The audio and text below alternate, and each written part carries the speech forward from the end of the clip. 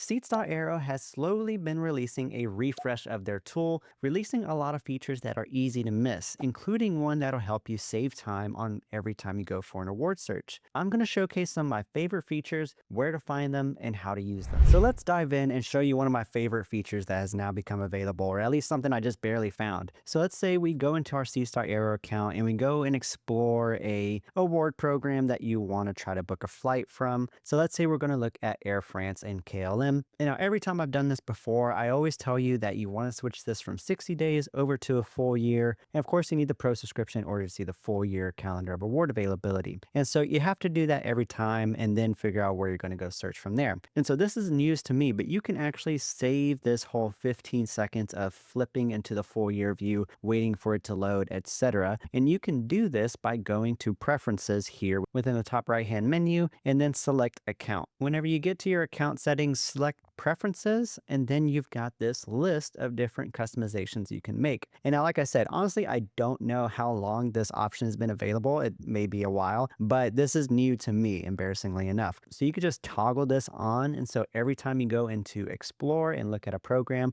it'll automatically show you a full year of award availability instead of 60 days. And so within this preferences menu is actually going to be a lot of the new features that Seats.aero has been releasing and where you can customize it, toggle them on and off, etc. And so at the top here, you can customize how you view the date and the time if you prefer military time. And then you've got the option to see the date written out versus the numerical date. I prefer and probably recommend that you keep the numerical date like shown here, because whenever you go into the explore results or within search results and you have the search menu, whenever you go into the results of the explore page that you're doing or the search results, whenever you see this search bar, you can filter based on the date just by typing it in how you see here. But if it's written out, you still have to type it in the numerical order. So this helps you kind of remember how it is written and make sure you write it in the same way so you can easily filter results in this fashion. And so that's my preference and recommendation. But if it really bothers you, you can switch it to the date. And then here's an important one as well. So Seats.aero, they're releasing this new visual UI experience that kind of matches more of their brand. So you've got this darker gray and this blue color.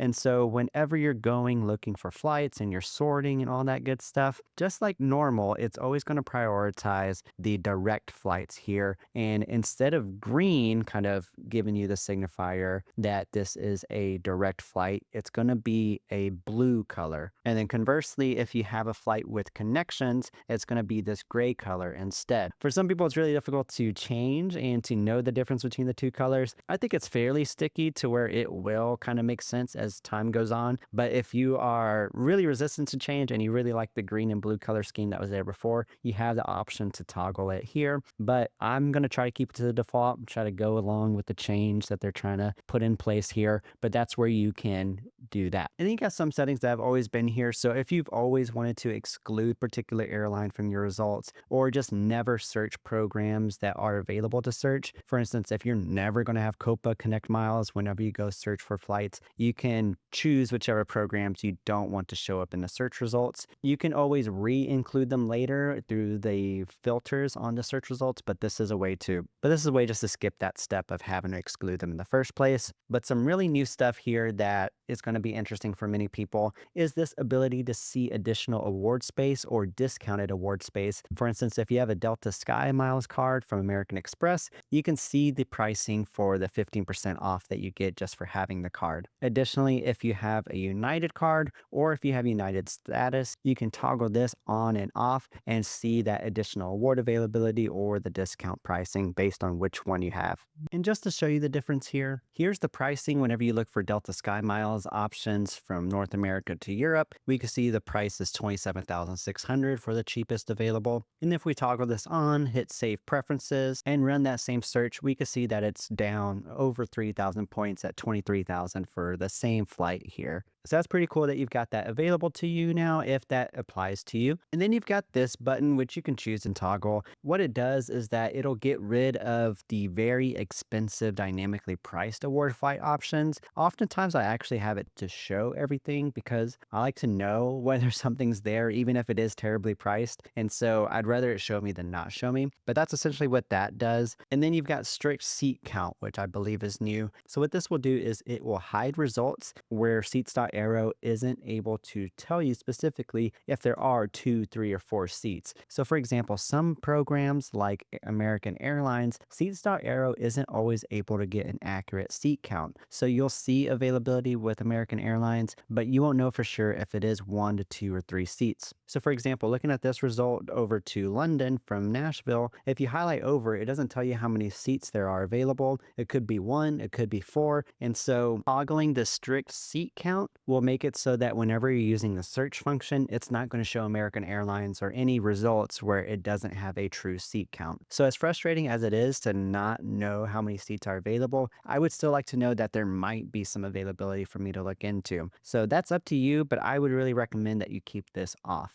And then for this convert fees, I think this is really handy because whenever you're searching for flights like on Air Canada, for example, it usually gives you the results with Canadian dollars on here. So if you want it to only show you in freedom dollars or US dollars, so you just toggle this button. And if you're not based in the US, you can actually switch it to whatever currency you're familiar with using, and it will automatically do that conversion for you. So if we save preferences here and then go back to Air Canada's page, we can see that it is now in US dollars. So that's just another way these preferences and customizations can save you time. And this has always been an option as far as I know with custom airport codes. And so you can add particular airports all into one custom airport code whenever you go to search. I've seen some people make like a cluster of Thailand options all in one, so it searches them all at once. And this is one I made with all the airports that Austin flies to nonstop via Southwest, with some additional add-ons that I wouldn't mind flying to just because I have the companion pass. So if I'm willing to reposition for a flight to Europe or Asia, I can just search for the entire country of airports that I have easy access to with Southwest with my companion pass.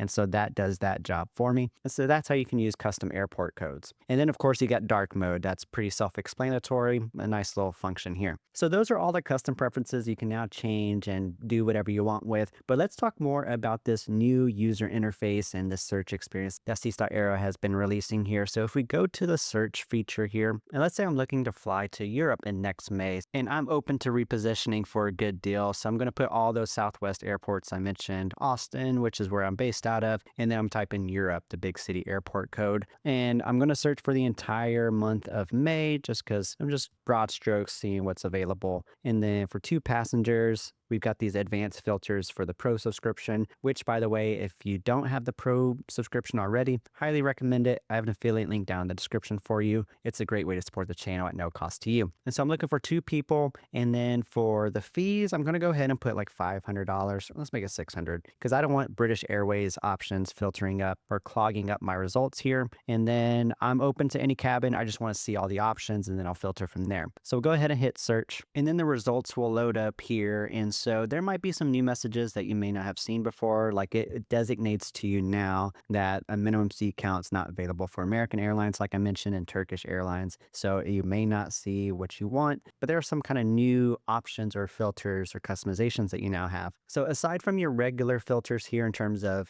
filtering out different programs, like I'm going to exclude Lufthansa miles and more because that's why it's showing up these 88-mile options, which I don't really have Lufthansa. So I've excluded them, so now I can see the options that are more relevant to me. But you've also got filters for Alliance, for just filtering for the points that you have by the bank that you have, or also by transfer partners based on the bank or credit cards that you have. You can filter by the maximum number of points and the day of the week that you're actually searching. But now we've got this new option or customization of being able to choose the layout of how you see the results. So you've got 4 different options here. At the bottom, you can customize how many results you see at a time, 10, 25, 50, 100.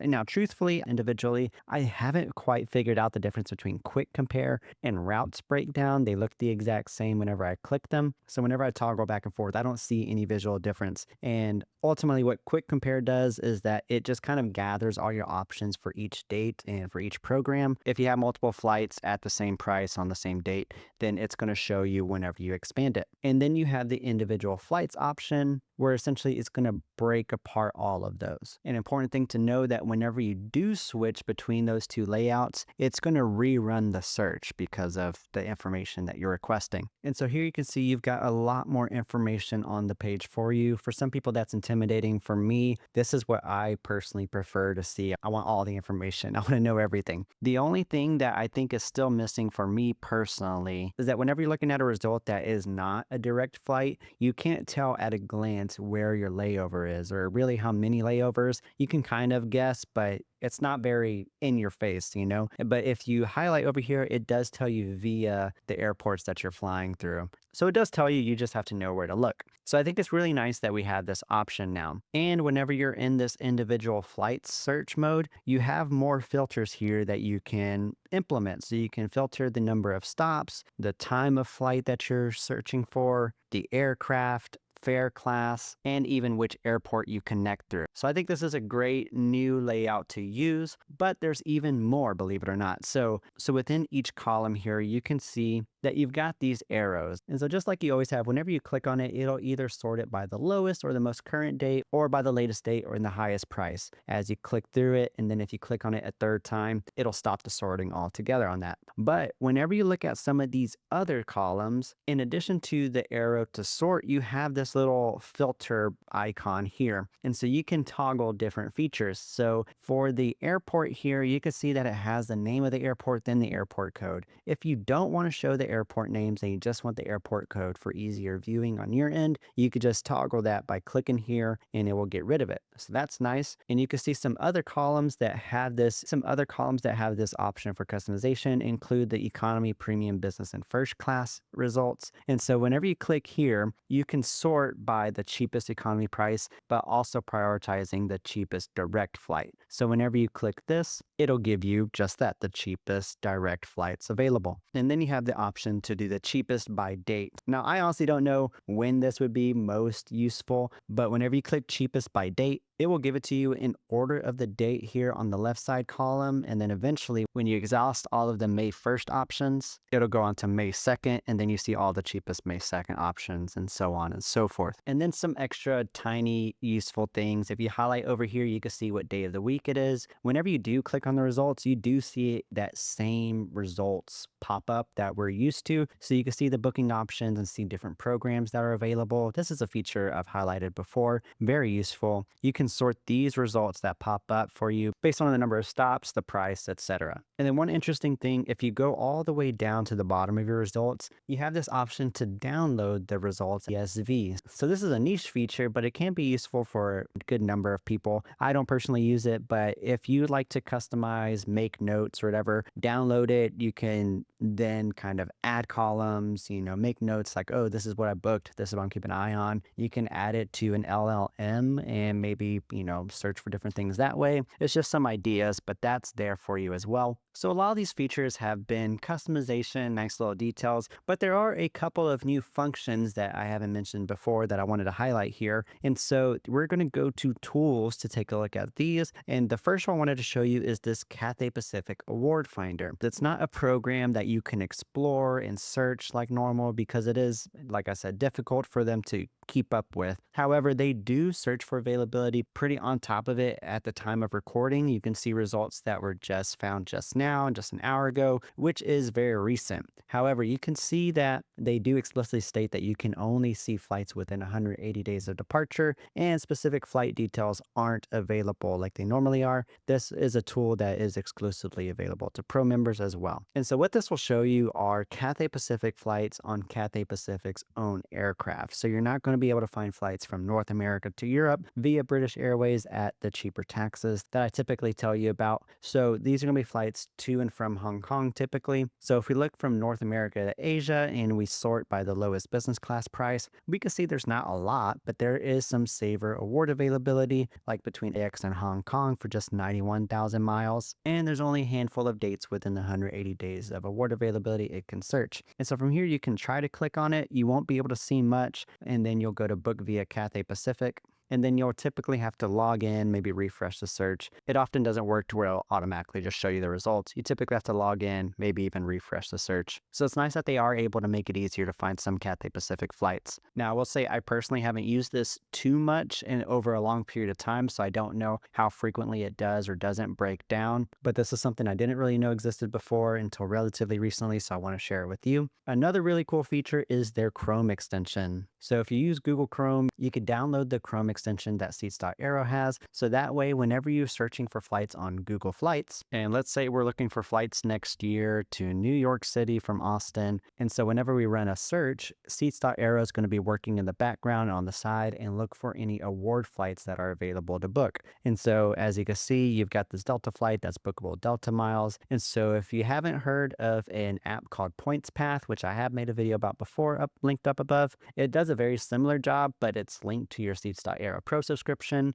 and it has all the transfer partners that you can think of to use there. So it'll show you Virgin Atlantic options for Delta flights as well. Whereas with Points Path, you typically need a Points Path Pro separate subscription in order to see some of those international transfer partners like Virgin Atlantic and Flying Blue and whatnot. So this is a nice, very useful extension to add on that's already included in your Pro subscription. Whenever you click on one of these options, you could just click on Delta and it'll run that search for you on Seats.aero so you can find that flight and then proceed with booking it if it's still available. You can go to the checkout page, it'll show you more details, and then you can choose to go book on Delta Airlines' website instead. So that's the Chrome extension. Now there are 3 more things I want to show you really quickly, but I will give you a caveat here in terms of how useful they might be for you whenever you go and use it. The first and second thing is that not too long ago, Seats.aero announced that they had a very beta version of being able to look at British Airways and Iberia flights, and it's not really advertised on their page or website at all from what I can find. But if you go to Seats.aero/British, it'll pull up this Explore British Airways Club. And at one point it did have award flights on here, but now as you can see, it's not showing anything. They're probably working on other things in the meantime.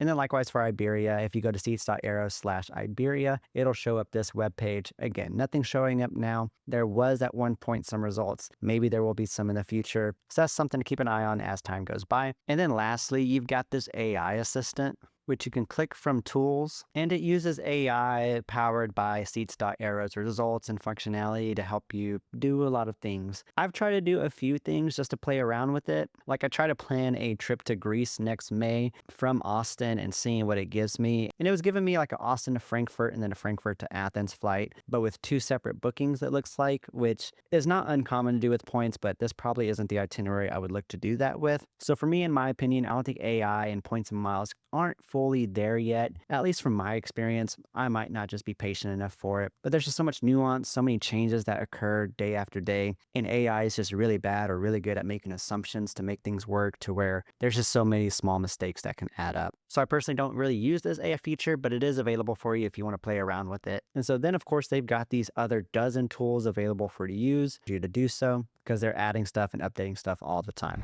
So those are some features that are new to me and that I personally enjoy. I'd love to hear which ones you like to use or what you think of the new updates. And so if you really don't know much about Seats.aero or how to use it to search for award flights, you'll want to check out this deep dive I do on all of my favorite award search tools, and where I go over all the different functions and tell you which ones I think are best. Thanks for watching. Don't forget to subscribe, and I'll see you in the next one.